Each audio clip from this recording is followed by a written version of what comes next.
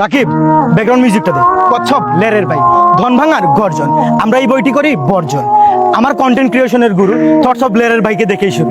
পৃষ্ঠা নাম্বার 5, ল্যাম্পটা হয় নাচ। ভালোবাসার এই আলো জ্বালাতে ফিরেছে কয়জন, বড় ভাইয়ের এখন বিয়ে করা প্রয়োজন। বাঁচবে কিনা জানি না, তবে তার স্বপ্ন একটাই, কালো হোক আর মোটা হোক, কোন রকম একটা বউ চাই। ভালোবাসার আরেক নাম থটস অফ লেউটার ভাই। ভাইকে নিয়ে আর আমার কোনো কথাই নাই।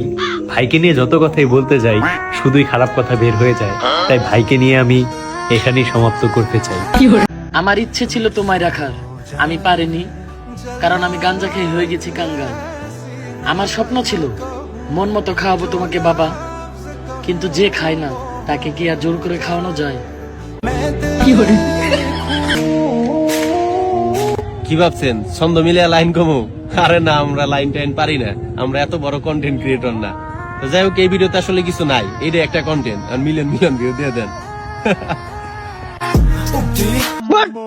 চন্তর মন্তর সব কাবজাব বন্ধ কর, ঝামেলা সব বাদ দিয়ে লেবুর ভিতর আইয়া বান কর। যদি এটা না করো, সঞ্জনা তোর নানিরে খালি কর।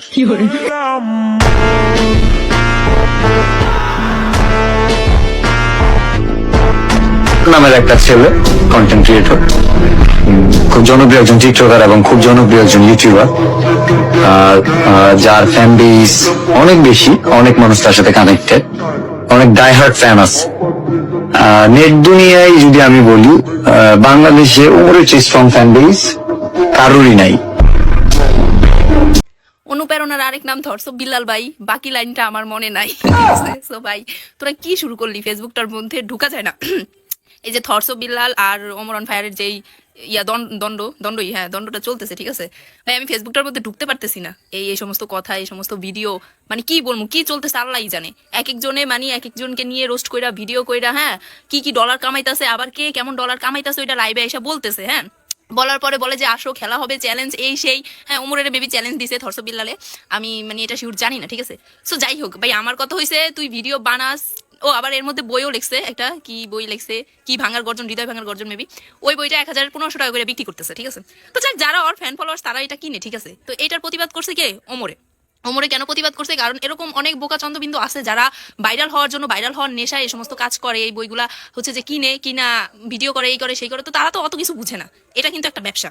থটস অফ বিল্লালের এটা একটা ব্যবসা, ও এটা একটা ব্যবসা দিয়ে বইছে। এখন আমার কথা হয়েছে থটস অফ বিল্লাল, যে ওনাকে আমি একটা কথাই বলতে চাই যে ভাই, আপনি মানে এইসব কিছু বাদ দেন। আপনি মানে ভিডিও করেন, যা করেন সবকিছু ঠিক আছে, বাট এই যে মানুষকে ঠকানো, হ্যাঁ, মানুষকে ঠকানো, এই জিনিসটা বাদ দেন। আপনি যে কাজগুলো করতেছেন এটা ঠিক আছে, আপনি করতেছেন, কিন্তু একটা বই, কয় পৃষ্ঠার একটা বই আপনি লেখা এত টাকা বিক্রি করতেছেন এরকম বোকাশোকা মানুষদের কাছে, হ্যাঁ, এগুলা বাদ দেন, ঠিক আছে।